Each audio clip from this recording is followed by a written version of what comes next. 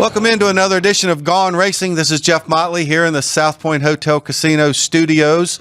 A beautiful day here in Las Vegas, but I do not have my sidekick, Brendan Gaughan, with me today. Brendan is down in some enchanted island in the Pacific doing who knows what, fishing or whatever. But I am joined today by Alex White. Alex, who is a familiar figure here on many shows here at the South Point studio, and it's her second time getting to guest host on the show. So Alex, welcome. Thank you. Let's go. I'm excited. A busy day, of course, first day of round of 64 for March Madness. And then we've got NASCAR to talk about. I'm excited. Yeah, it's a great day here because we've got all this bustling. If you're watching us on the YouTube channel, our Gone Racing YouTube channel, you can see behind us that we have hundreds of people here in the sports book at the South Point, and there's about 2,000 people upstairs at the giant March Madness party. And you know what? March Madness is one of my favorite times of the year. I mean, I love race season, but March Madness is pretty cool just to see the energy, and especially in these casinos. It's so much fun. I mean, it's just a compact weekend, right? There's so many games going on. They overlap.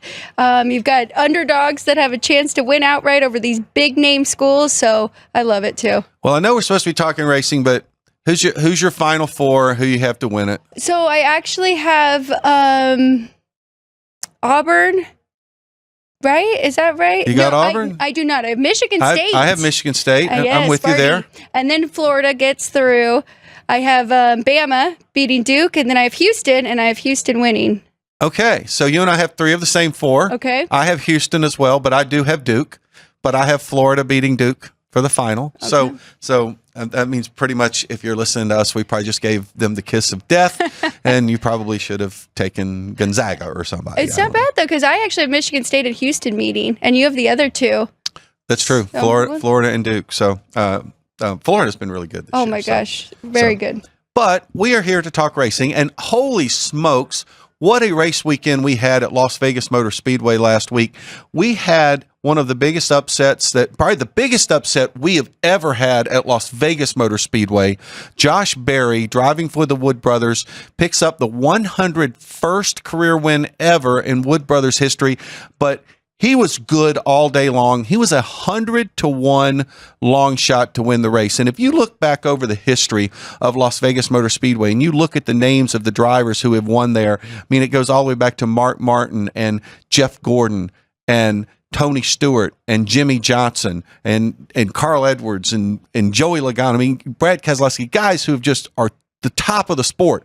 Josh Berry, his first ever NASCAR Cup Series win. I don't know if that's the equivalent of UMBC beating Virginia, but I think Josh Berry winning at Las Vegas Motor Speedway was huge for a guy to get his first win ever. Why do you think there haven't been such big upsets at Las Vegas Motor Speedway until now? I think a lot of times when you look at the 1.5-mile tracks that Las Vegas is, we like to say the cream rises, and a lot of times the best teams are the best suited for that. And he's driving for a team that, look, quite frankly, over the last 7 or 8 years, they have struggled on most of these type racetracks, and they don't have a win on a racetrack like this. In fact, the only win they've had over about the last 7 or 8 years was Harrison Burton winning on a super speedway last year. Josh Berry, though, he had won twice in his career in the Saturday race, the Xfinity race, before at Las Vegas. So he was very confident and comfortable coming into Las Vegas. And I just think that team with him behind the wheel, they're just a lot better than I think people gave them credit for. Well, 100-1 odds, I would say that they were definitely overlooked. And then to the top three, right? Yeah. We're all pretty... Yes. I mean, let's take a look at what the odds were last week. We mentioned that Josh was 100-1 to win. He was 28-1 for a top three. He won his group, Group E at plus 270. And Mr. Gaughan, if you do tune into this show, somebody at this desk picked Josh Berry to win his group last week, and I believe I was poo-pooed for the second week in a row on one of my group picks, and it came in. So if he was sitting over there, I'd make him reach over here and pat me on the back. But anyway, it was a great run for Josh, and also brought Ford home. Plus 350 to win the race for the manufacturer. And you mentioned the top three. We said on this show last week that typically in Las Vegas, while we haven't had an upset winner, we have a tendency to get someone in Las Vegas finish in the top three that you just don't expect. And we said, hey, look, there's going to be at least one double-digit top three guy. Well, guess what? All three of our top three were double-digit long shots. Not only was Josh Berry 28-1, Daniel Suarez, who always runs well in Las Vegas but had not won, he was 10-1. He finished second. And Ryan Preece, who came out of nowhere the week before at Phoenix, had a great opportunity there. 35-1 for top three. I'm not sure Ryan Preece's top three is not almost as remarkable as Josh Berry winning the race. Wow, double digits for all three of them. Could have been a really good day for some bettors. I'm glad that you did have Josh Berry in the group. I'm curious, where did he fall in that grouping? Like, as we're the favorite to the underdog? He was number 3. Okay. So he was number 3 in the group. But when we looked at that group, first off, kind of talking about his background at Las Vegas Motor Speedway, having those 2 Xfinity Series wins, the fact that he had run very well the week before at Phoenix, I think it was like, look, there's a thing about momentum, and we talk about that in all sports. Yeah. Well, it's true in NASCAR as well. You have momentum, and you can carry that on from week to week. Now, a person who did carry a lot of momentum into Las Vegas, but did not have quite as strong a run, was Christopher Bell. He had won 3 races in a row. He was going to become the first guy in 18 years to win 4 in a row. He had a rough day. Did not even place in the top 10, but he's off to a pretty good start this year.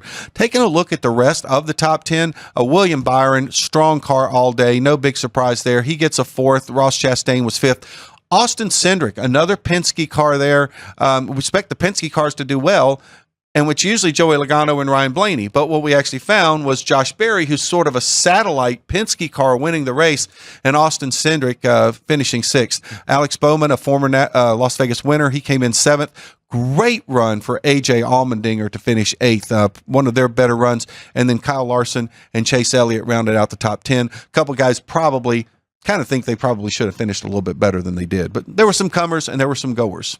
I do have a couple questions. So moving forward for this race, the Pennzoil and the South Point 400, will you be looking at guys who have done well in the Xfinity? Because we see Josh Berry who did well and then it translated? I think sometimes you do look for that. I think you look at guys who have run well in Xfinity maybe in the last 5 years. Okay. Because the cars are, a guy that won an Xfinity race there 12 years ago probably doesn't carry over. But the fact that, and I think what this does too, and you'd expect Chase Briscoe to be another guy who would run well because he's also had a successful Xfinity career in Las Vegas. But I think a part of that is it gives guys confidence. And I think if you've won there, I don't care what you're driving. You could have been in the Truck Series or the Xfinity Series. You say, you know what, I've won here, and I know what it takes to win here. Now, yes, is the competition better? Are the cars a bit different? Yes. But again, jumping into something and having confidence, it kind of means the world. Like, we're talking about March Madness. The 85% free throw shooter stands at the free throw line with a lot more confidence than the 60% free throw shooter, right? Absolutely. Very good comparison. And then we'll get to it. I know we have almost a full hour, 50 minutes left to talk about the race coming up, but I am very curious to hear what you think about Christopher Bell and how he will recover, move forward, starting with this weekend. He's too good for, last week was just a momentary setback for that race team. Christopher Bell, to me, he is going to be a contender every single week. He's going to be a contender for the championship. He might be, in my mind, the favorite right now to win the championship because there's not a racetrack that Christopher Bell goes to that he's not comfortable. And we talk about that whole confidence thing and the comfort level, whether it's a big super speedway, whether it's a road course, whether it's a short track, an intermediate track. Christopher Bell walks in that garage knowing that 20 car is somebody everybody knows they have to beat. It's funny. I went down there Saturday. I did see some of the Xfinity race too. And I just heard a lot about Christopher Bell that whole day, even leading up to that Sunday. So that is, he ended up finishing 12th though? Yes, he did. Yeah. And he had some issues. He had some issues on a pit stop. I think he had a speeding penalty or a penalty that put him back to the rear. And look, it all started before the race ever started, in that after qualifying, they had found a mechanical problem with the engine, had to change engines, which required him to start last in the race. So that thing his weekend did not get off to a very good start, and it didn't get a lot better. Yeah. But he's probably going to say, okay, you know what? That's in the rearview mirror. I'm heading off to Miami Homestead this week, and that's all he's going to focus on. And speaking of Miami Homestead, we head to Miami this week. It's the first time this season we're going to a track that is similar to a track we've already raced on. Daytona, Atlanta, Austin, Phoenix, Vegas, all 5 extremely different. Like, you cannot compare those. Homestead Miami, not as drastically different from Las Vegas. It's not exactly like Las Vegas, but it is very similar to Las Vegas. So it's a track that you're going to see these guys feel like, okay, we've got some comfort level. After that, we get into a lot of diversity in the schedule. We go to Martinsville Speedway, the smallest track on the circuit, a little half-mile paperclip in southwestern Virginia. Then we go to Darlington Raceway. It's throwback weekend. Darlington, the oldest super speedway on the circuit there in South Carolina. Then we go to one of the fastest half-mile track in the United States at Bristol Motor Speedway. And then we go to the biggest, baddest, fastest track on our entire calendar, and that's Talladega Super Speedway. So we're going intermediate, small, super, big. So a lot of diversity on what we've got on the schedule coming up. It looks like a good schedule coming up. I like that you pointed that out, that all the tracks were so different until this upcoming weekend. I think I remember that when joining you last year. And you're talking about, okay, now they have some familiarity here going to this one.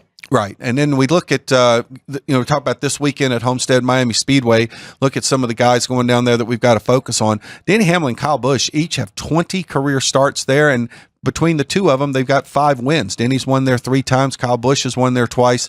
A number of other guys in the race with wins. Reddick, Christopher Bell, who you talked about, Byron, Larson, Logano. We got a lot of different guys up there at the top, so there's a lot of diversity in the drivers that have a chance to win here. A lot of top fives in that list, too.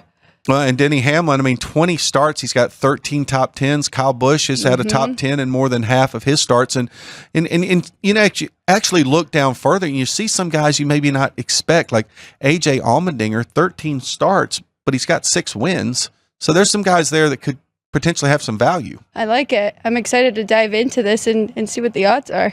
Yeah, I think once we get into looking at the odds, I think you're going to see, when we say the cream rises to the top, and I think that's what we're going to see when we get to these odds. When we come back on Gone Racing, that's exactly what we're going to do. We'll get into the odds to win this weekend's race at Miami Homestead Speedway, and we'll also talk about the top 3.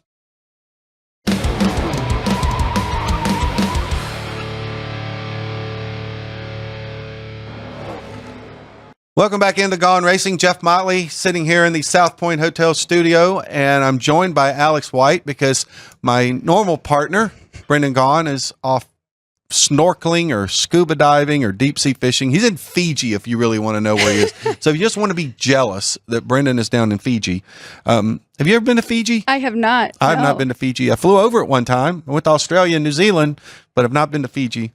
I'm sure we'll be getting a blow-by-blow report next week of how many different things he went deep sea. He does a scuba diving stuff. Very adventurous, right? He's a certified scuba diver, and so hope he's having fun down there. But you know who else had fun in Vegas last week? We actually want to touch on this before we get into the Homestead Miami odds, because we're thinking, well, given the fact that this guy had some really positive odds on his side, that maybe he could have those odds at Homestead Miami, and that's Denny Hamlin. Didn't have a real great day at Las Vegas Motor Speedway, but he had a great day in Vegas. Now, where do we get these stats from? Do we even know where these numbers come from? So our production teams, anybody behind the glass, I don't know where they came from, but I got a note here that he hit a jackpot on Friday on a $300 bet on a slot machine. He won $126,150. Then he won another $85,000 on a second jackpot on Saturday. And after winning the jackpot for $85,000, that he won another one for $65,000. So then he won $277,275, which would have probably been what he would have been paid if he finished about 3rd or 4th in the race.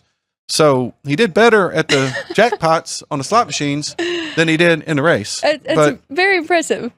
Congratulations to Denny. I would probably, I don't want to discourage anybody because we love people coming here to bet, but I probably could say that I've gone through 26 plus years living in Las Vegas, and I haven't put $300 on a slot machine. I'm not sure I put $30 on a slot machine. That was the first thing that jumped out to me too. $300 bet on a Buffalo slot machine. I was like, is that one spin?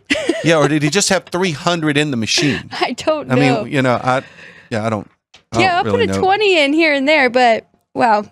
3 jackpots in that weekend. It's very impressive. Yeah, that's what I said. He might still be lucky going into this next weekend. Well, I guess we're going to find out. Well, let's talk about our odds to win this weekend's race at Miami Homestead Speedway. Homestead Miami Speedway. I was kind of get that backwards. It's Miami Homestead. The track is really nowhere near Miami. Like you fly into Miami, but then you got to drive 45 minutes south to Homestead, Florida. I mean, you feel like you're halfway to Key West by the time you get to the track. If Brendan were here, he would talk about it was probably the site of his most disappointing day ever in racing. He had the Truck Series Championship lined up, and some knucklehead running a lap down got into a wreck and took him out. And I was actually down there that day, so it was not a happy day. But we digress. So let's talk about our odds. Kyle Larson is the favorite. He is plus 350. Ryan Blaney is plus 400. Tyler Reddick plus 450. William Byron and Christopher Bell at plus 700. And then we get into our double digits. Mr. Jackpot himself, Denny Hamlin, is 10-1. Ross Chastain, Chase Elliott, and Joey Logano all at 20-1. Alex Bowman at 25. Kyle Busch at 30. And Carson Hocevar, not the name we expect to see on the first page of the board there at 30-1. Is that the most surprising one of all of those? Everything else looks pretty fair where you would have it. Yes and no. I would say first off, Carson Hocevar at 30-1 being on the first board is just surprising. You really expect to see Carson Hocevar probably come in more at 50-1. Although I mean he's run well this year, but only once has he really contended for a win. So I don't know that I see Carson Hocevar as a winner, and that's what we have to remember here. This is an odd to win the race. What I do like here, where I do see value, I see two guys who run up front every week, have run well at Homestead every time we've been there, and they both have wins at Homestead, and that's William Byron and Christopher Bell, both at plus 700. I don't really know that I see what makes them plus 700 and Tyler Reddick a plus 450 and Ryan Blaney a plus 400. I understand Kyle Larson is the favorite at plus 350. I get that. Kyle Larson, he's going to be strong everywhere he goes, and he had a really good run in Las Vegas until toward the end, and he faded a little bit. But to me, if you're looking for value, Byron and Bell at plus 700, a lot of value there. And look, let's face it, Denny Hamlin, guy's got 3 wins here, and he's 10-1. Yeah, well, and he has 13 top 10 in his 20 races. If people were watching that first segment and you went over that chart of how drivers have done at this track, and William Byron, to your point, I mean, 4 top 10s out of 7 races there. I like those odds. Yeah, I think William Byron, in fact, honestly, I'd say William Byron might be the guy I'd pick to win this week. So the fact that he's not plus 400 or plus 450, that he's plus 700, and heck, if you think Byron or Bell are going to win, go bet them both. You know, plus 700, you can bet them both. If one of them wins, you're still a winner, right? Yeah, absolutely. Now, I understand you still got to beat Kyle Larson to win, but I just think those numbers are better than what I would expect to see, especially given if Larson's going to be plus 350. I don't think his odds should be half of what those guys are. All right, let's take a look at our longer shots, if you will, to win. Chase Briscoe is 30-1, Bubba Wallace 40-1, Chris Buescher, Brad Keselowski, Austin Cindric, Josh Berry, last week's winner, and Ty Gibbs all at 50-1. Daniel Suarez, AJ Allmendinger, and Noah Gragson at 100-1. The field bet is 20-1. So is this kind of like Las Vegas Motor Speedway in the sense of not very many long shots? Like you wouldn't be taking one of those 3 at 100-1. No, normally I would say you wouldn't take one of those 3 at 100-1. Now, what happened at Las Vegas Motor Speedway last week? What was Josh Berry? 100-1. 100-1. Who finished second last week at Las Vegas Motor Speedway? Daniel Suarez. And where's Daniel Suarez? 100-1. Now the field bet's 20, and Ryan Preece, who finished third last week, he's in the field bet this week. I'll tell you what I do see right here. Chris Buescher runs really well on these type racetracks. He's 50-1. Austin Cindric drives for Penske. They're good on these type racetracks. He's 50-1. Josh Berry just won last week in Vegas, and he's 50-1. And then we talked about Suarez at 100-1. So I see these numbers, and I'm like, and granted, and Chris, those guys, you know, this is a South Point odds we're seeing here. And what we'll probably see when we get to the top 3s, you'll see things get a little bit skewed because those will probably be coming from somewhere other than the South Point. So, but to me, is there value here? Yeah, there's a lot of value in these. That kind of went over my head right there. Daniel Suarez finished second, and you said these tracks are similar, right? They're extremely similar. He had a win last year in Atlanta. He ran well, and Atlanta's not too far off. But you're right; they are very similar. I think 100-1 on Daniel Suarez. I mean, look, you know, when these people, and again, we've talked about the fact that it's March Madness or whatever, and somebody goes and they decide they're going to take a ticket on some obscure school. Are they going to take Mount St. Mary's to upset whoever they're playing, Auburn or Duke or whoever it is they're playing? Well, they got that ticket, and what's that, 300 to 1? Well, somebody had UMBC to beat Virginia a few years ago, and that was a 16 beating a 1. So I don't know that I'm going to say Daniel Suarez is UMBC beating Virginia, but you get Daniel Suarez at 100 to 1. I mean, you just got a couple units. You want to go and say, well, what the heck? It's 100 to 1. The cost of a beer, right? I'll go put a bet down on Daniel Suarez. He's certainly capable of winning. Yeah. So I find that one to be quite interesting. Well, let's take a look at our top threes. And like I said, this is where you'll see the numbers will kind of come a little bit more in check here. These are DraftKings numbers here. So Kyle Larson, he comes in as our favorite there. No big surprise at plus 110. Tyler Reddick is plus 130. Ryan Blaney plus 140. William Byron plus 180. Christopher Bell plus 250. Denny Hamlin and Chase Elliott at plus 300. Ross Chastain, Joey Logano at plus 400. Kyle Busch plus 600. Chase Briscoe and Alex Bowman at 700. Josh Berry is 800. Chris Buescher, Carson Hocevar, and Bubba Wallace all at 12 to 1. One I like there, Bell at plus 250. Mm-hmm. I think Bell will get a top three here. I like the plus 250. I'm curious to look at our group matchups here shortly to see, where does he fall in the group matchups. Let's see where the value lies, but plus 250 on Christopher Bell, I think that was pretty strong. Look, Joey Logano ran very well here last week. Probably would have won the Pennzoil 400, except he had an issue on his last pit stop, and he lost 20 spots in the pits. So Joey was leading when he went into those pits. So I'm not sure Josh Berry even wins the race if Joey Logano's team doesn't have a problem on a pit stop. So Joey Logano plus 400, Christopher Bell plus 250. I really kind of like those two guys. Joey Logano was last year's winner, right?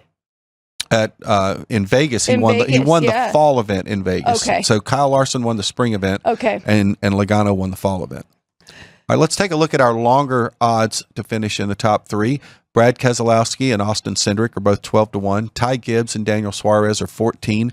See the difference there. Suarez going from 100 to 1 winner to 14 to 1 for top three. Big difference in those numbers there. Ryan Preece is 16 to 1. AJ Allmendinger 18. Noah Gragson 28 to 1. Michael McDowell is 30. Ricky Stenhouse Jr. 40. Shane Van Gisbergen and Austin Dillon at 50. Zane Smith and Justin Haley and Eric Jones all at 60. John Hunter Nemechek at 70. And Las Vegas' own Riley Herbst at 80. See anything that stands out to you there? We've talked about who's done well, who hasn't done well here. Really that Daniel Suarez now, I'm looking at that. That's top three. And then we were talking about for him to win 100 to 1. Ty Gibbs, we were talking about him as well, right? And Ty Gibbs, there's an interesting case there on Ty Gibbs. Here's a guy that I think everyone thought, here's a guy, when he came in as a rookie, he was going to be really, really solid because he ran so well in the Xfinity Series. And here we are a couple years into his Cup career now, and he's yet to win a race. And he has gotten off to an horrendous start this year. So, honestly, to me, Ty Gibbs is a guy that if you'd put this number up a year ago, I'd have said, yeah, I don't dislike that number.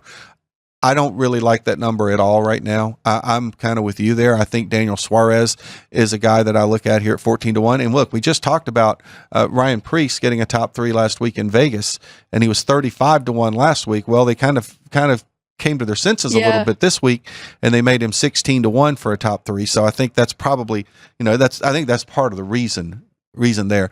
You look at the rest of this board here, not sure there's anybody else that really jumps out at me. Eric Jones had a good run here, and then he kind of faded late in the race. And Austin Cindric and Brad Keselowski, that's a couple guys that, I expect to run well here. So I think there's a lot of different guys you could look at as a possibility.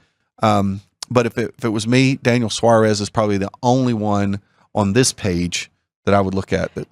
Going back to the first page with the top three, Kyle Larson being plus money to be in the top three, is that normal? Or do you ever have him like as an odds-on favorite where you're actually laying a price? Well, yeah, I think that's a possibility. But Kyle Larson is going to be one of the key favorites. All right, we'll be back on Gone Racing. We'll start getting into our head-to-heads.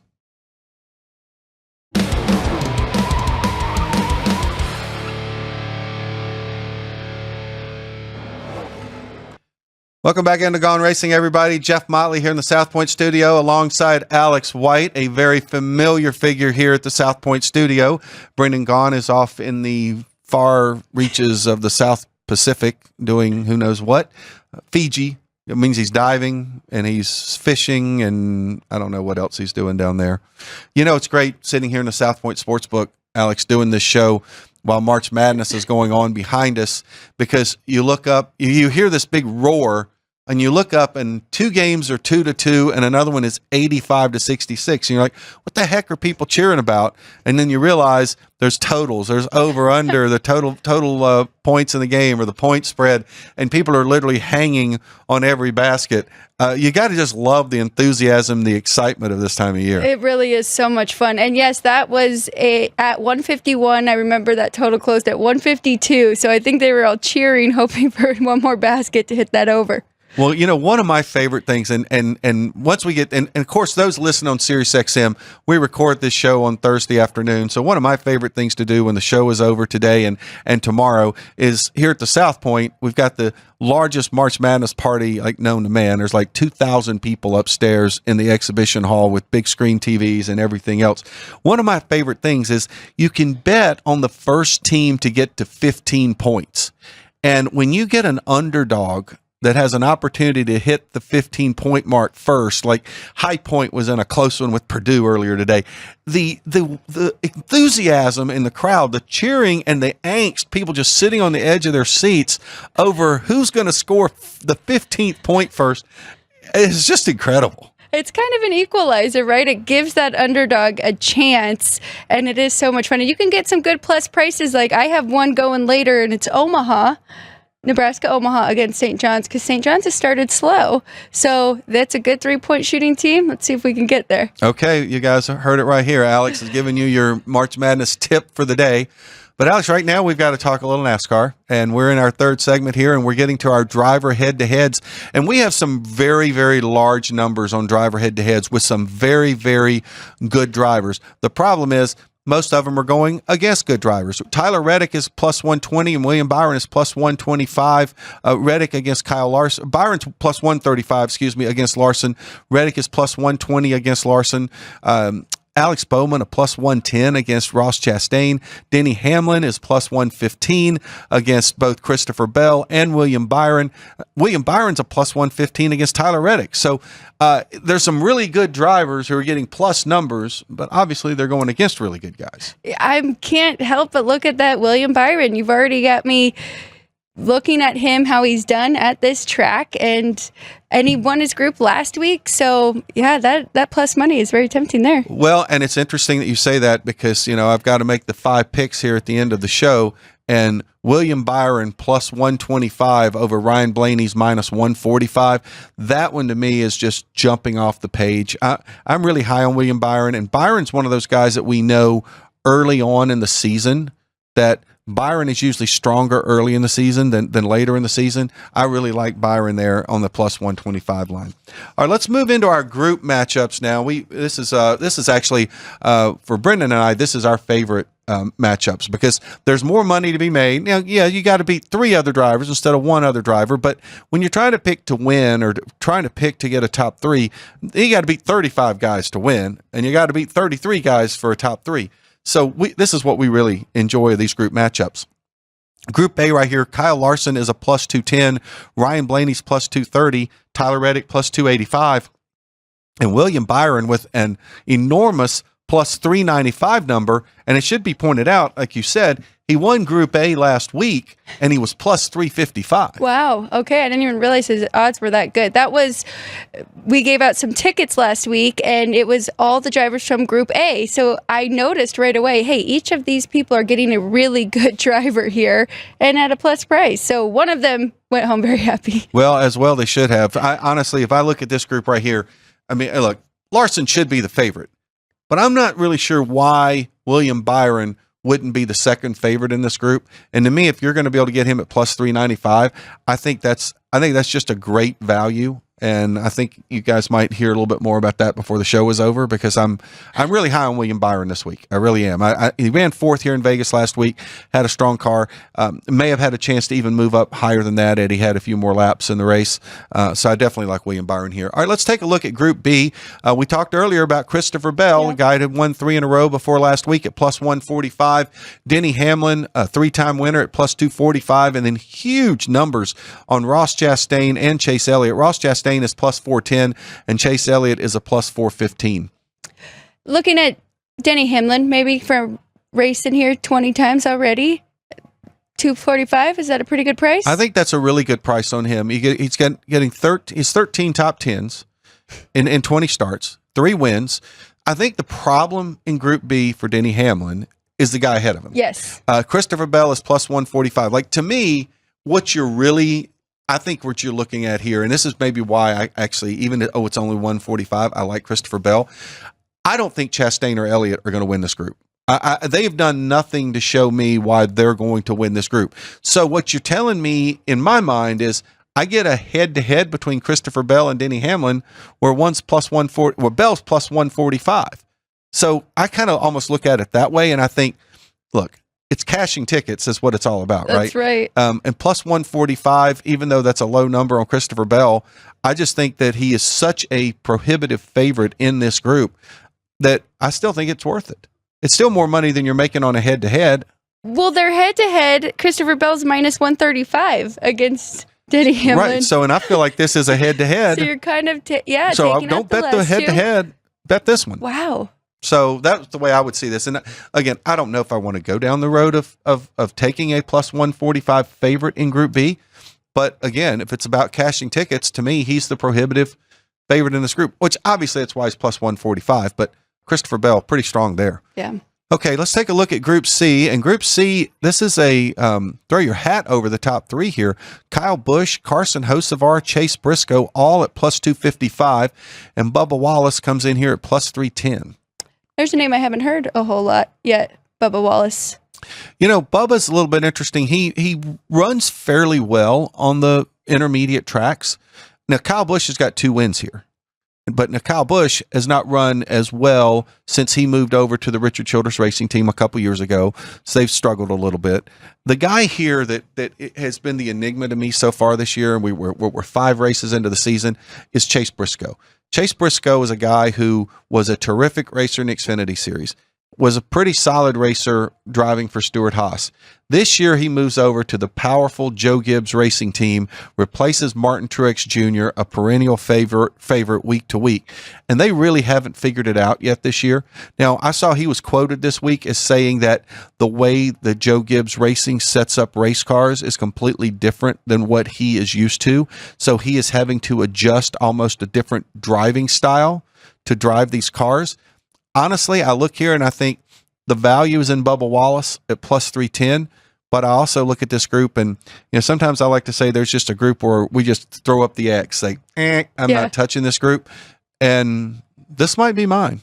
Yeah, I can't fault you. I mean, all 3 of them right there at the exact same odds tells you how tight and close it's going to be between those 4. Well, let's move along to Group D here. In Group D, we've got 3, well, actually all 4 in this group are Fords. Chris Buescher and Brad Keselowski, teammates at RFK Racing, are plus 265. Then Austin Cindric from Penske at plus 265. And Josh Berry, who won last week in Vegas, he is plus 270. Also driving a Ford for the Wood brothers, but of course they get most of their engineering help from Penske. Mm-hmm. So it's really like we've got 2 RFK cars, 2 Penske cars, but the numbers are so close together at plus 3 plus 265s and a plus 270. I'm not sure where to go on this one. I was going to say, is this another one that you kind of X out and I'm not supposed to be allowed to do more than one X, but this one is feeling Xy to me as well. Honestly, I probably say, look, Chris Buescher to me is the guy who I expect to be the most consistent among these. I really do like Chris Buescher there. Last week, obviously, it was Josh Berry winning the race. And out of these 4 guys last week, Chris Buescher finished dead last out of these 4 guys because we got top 10s out of Berry, Cindric, and Keselowski, and they're all in Group D.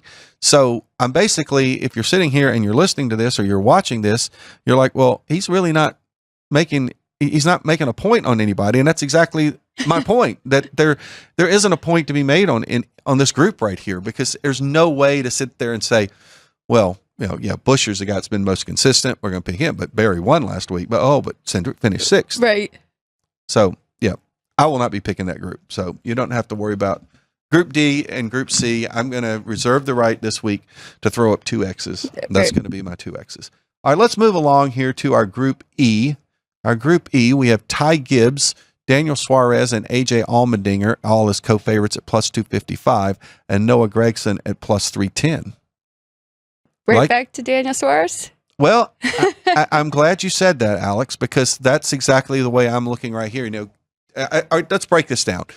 Gragson, he's run decent, got in an accident last week that was not his fault. Ryan Blaney kind of took the blame for a big wreck on the back straightaway that took out Noah, or at least got Noah behind the 8 ball, and then Noah's day went downhill from there.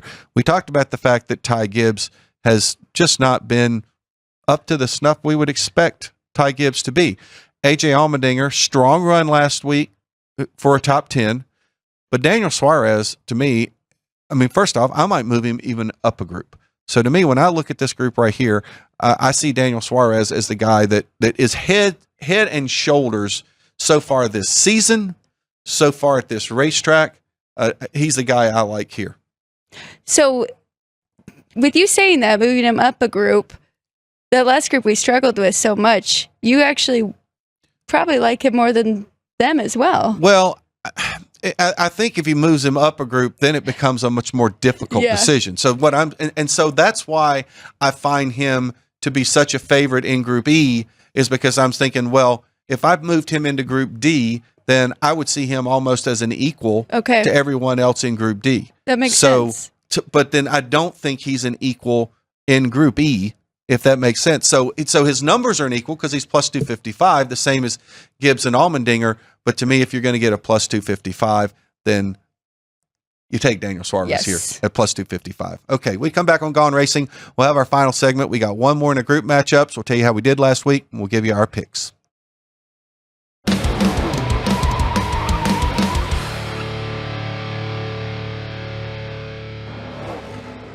Welcome back into our final segment of Gone Racing this week. Jeff Motley here at the South Point Hotel, Casino, and Spa in beautiful Las Vegas in the studio, and I'm joined by Alex White, a fixture here at the South Point studio, sitting in for Brendan Gaughan, Mr. Scuba Diving, Deep Sea Fishing, Fiji-loving Brendan Gaughan. He comes back next week. He's going to be sunburned and who knows what else, waterlogged and everything else probably next week. But we have one segment to go, Alex, and we are down to our final group matchup of the day, where Austin Dillon and Michael McDowell are both at plus 265, and Eric Jones and Justin Haley are at plus 270. And this one to me is a really, really tough group. Austin Dillon's a guy who can surprise you. Michael McDowell's a guy who can surprise you. Eric Jones is a guy who will run well and doesn't always finish well. Justin Haley, about 3 times a year, has a really great run, and this is the kind of racetrack where Justin Haley could do that. This is a very, very difficult group here. Well, you've given us 3 really good group winners, so I think I can allow you to have 3 X's this time. I don't really know where to go in this group. I think if I'm trying to break this group down, Michael McDowell, he's with a new team, and it just seems like that team hasn't quite gelled yet, but he did win the pole here in Las Vegas last week. So that was certainly a good positive jolt for that team to win the pole, so something for them to build upon.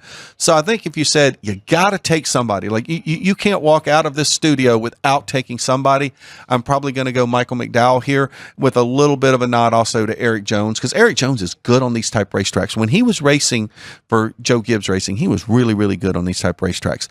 With Legacy Motor Club, hasn't been quite as good. I don't know if the team has been quite as strong either. I think they're making some strides. Jimmy Johnson has pretty much taken over now as the full-time team owner there at Legacy Motor Club. So I think Eric Jones is a guy we're going to see them get better as the year goes along. So to me, this really comes down between Michael McDowell and Eric Jones. Lean Michael McDowell. He's a little bit better. His odds aren't quite, he's plus 265. Jones is plus 270. All right, let's look at our manufacturer prop this week, and Chevy is a prohibitive favorite here at plus 110. Toyota's plus 180, and Ford is plus 275. Now, this one is a little bit intriguing because, all right, clearly we know with Chevy, we've got those Hendrick cars. We got William Byron, we got Kyle Larson, we got Alex Bowman, and we've got Chase Elliott. But I look at that Toyota camp, and I see Christopher Bell, and I see Tyler Reddick, and I see Denny Hamlin. Those are three guys that are pretty darn good. And that's a plus 180 line for Toyota. And then let's not forget Ford here.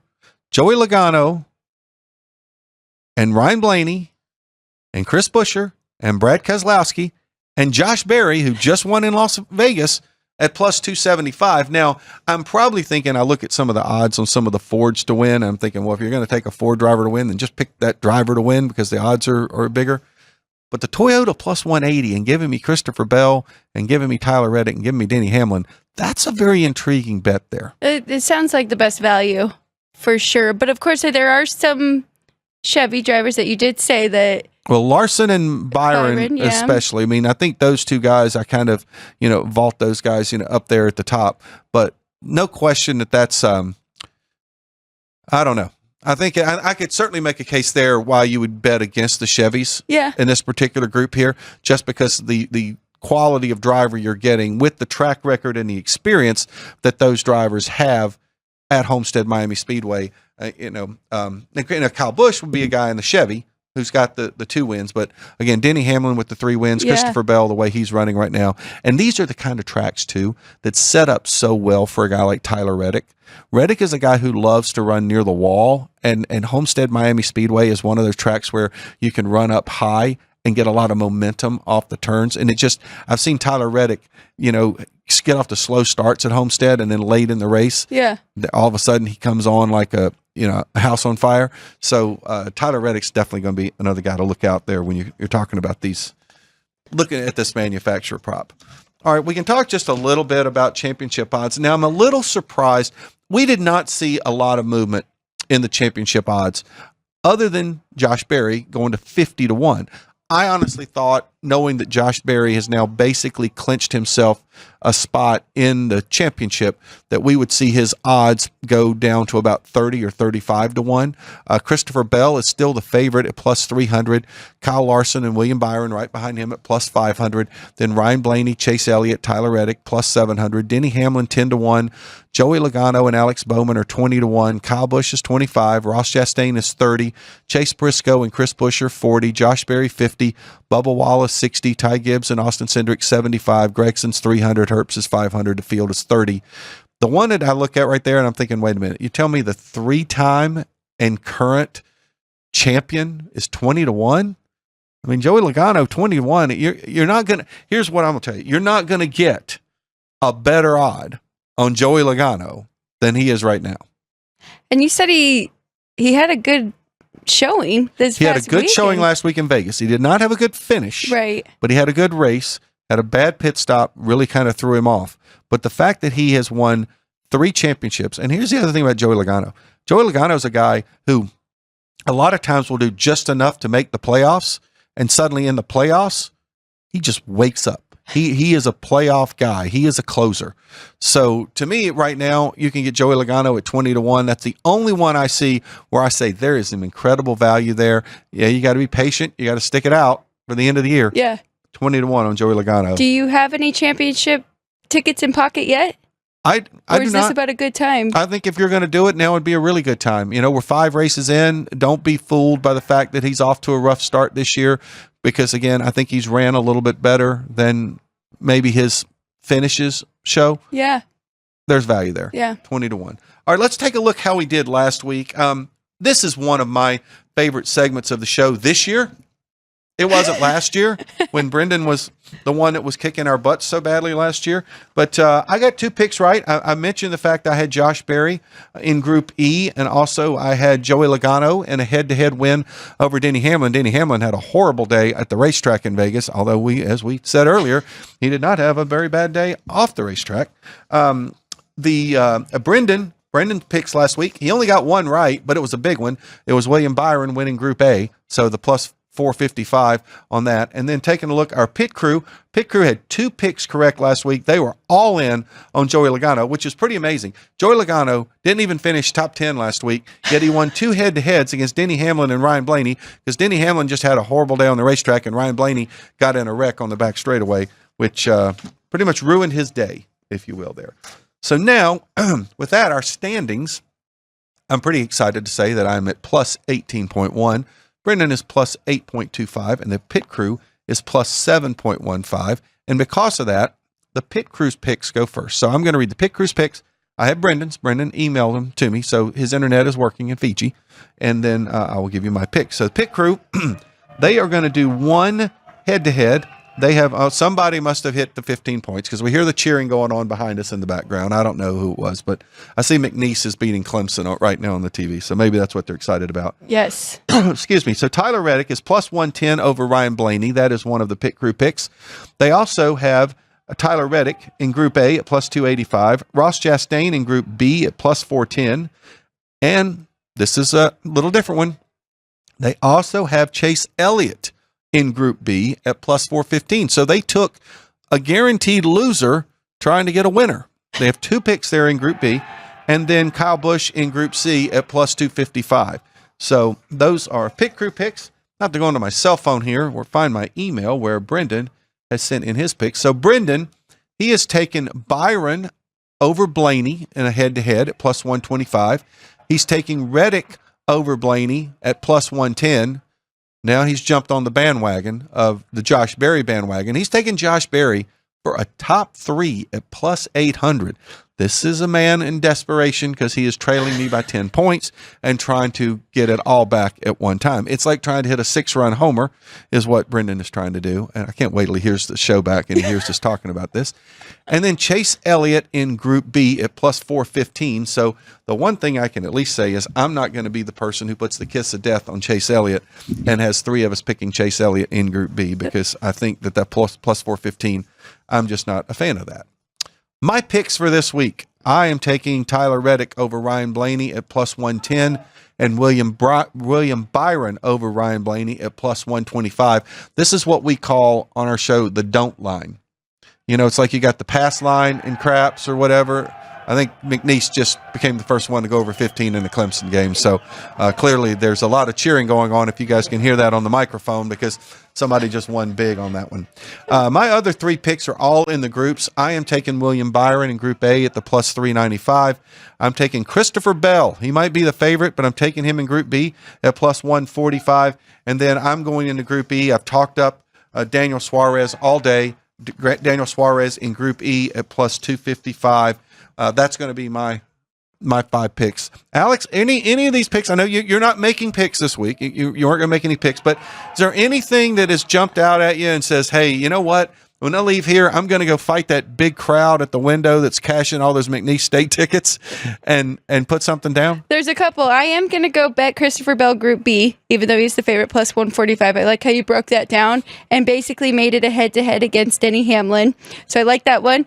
I also want to jump in on William Byron. I don't know which head-to-head I will. You guys are both fading Blaney, I believe. So maybe I'll jump in on that one. And then a little bit on Daniel Suarez to win it all at 100-1. Well, I definitely love the Daniel Suarez. I think the Daniel, and I'm gonna probably owe you drinks if you don't win on these bets, because I feel bad and I've tried to, give you it's a little bit of ideas of what I think may happen, but I will feel bad if you don't win something on those bets. It's okay. They won't be quite as big. I have, unit size is different for different sports. So my NASCAR is still small. So it's okay. And what is your favorite? Where would you put your most money? Football.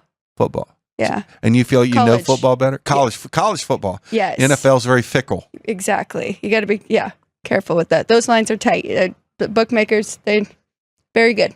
Well, this was your second time of co-hosting the show. Did you feel a little bit better co-hosting for the second time here? I really did. And I enjoyed it last year. I enjoyed it again today. Well, we gave you more than 15 minutes notice this time. Yes. So I'm very, very grateful for having you here. I really, really do appreciate you stepping in. Yes. Thank you. Well, that'll do it for this week on Gone Racing. Tune in this week and watch the race at Homestead Miami Speedway. Should be a terrific race. And then Brendan will be back next week, and we'll break down all things Homestead, and then we'll talk about wherever we're going next.